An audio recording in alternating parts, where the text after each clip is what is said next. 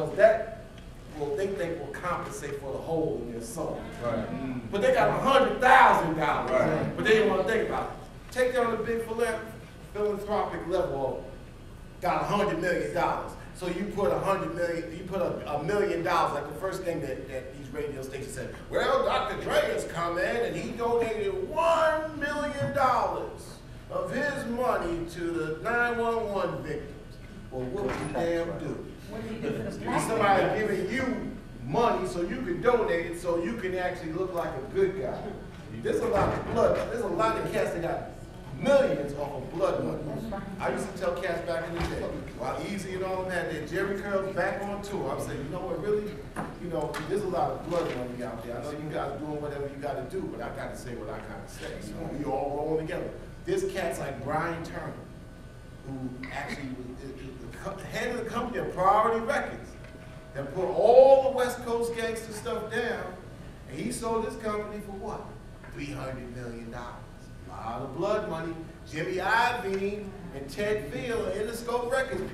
People whose names don't even be on our lips. Because we say, oh man, Suge, he got cat, he got money, he owned the master. Suge, you know, look, pick up a movie that you can get a shot called Welcome to Death Row.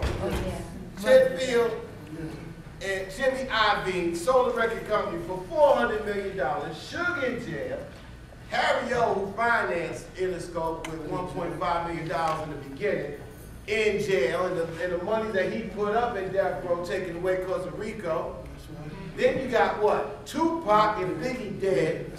And the white boy said, you know what, Dre, you need to get away from all that. Come on over there, we'll make you another deal. David Kenner, the lawyer, the white boy lawyer who played on both and three sides, he ain't never went to jail, and he was the one that's supposed to get Harry O out of jail.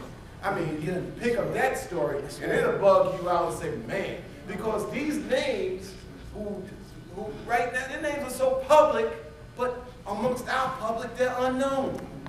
And I'm like saying, it's a crazy fact that they can get away with highway robbery on Culture Bandit ×9, finance themselves, get $500 million, and basically walk the streets scot-free.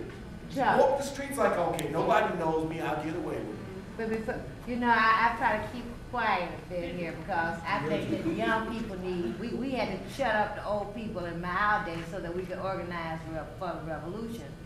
But the whole notion of using, kicking the butts of these folk scares me to some extent that it could escalate into some sort of real black-on-black war thing.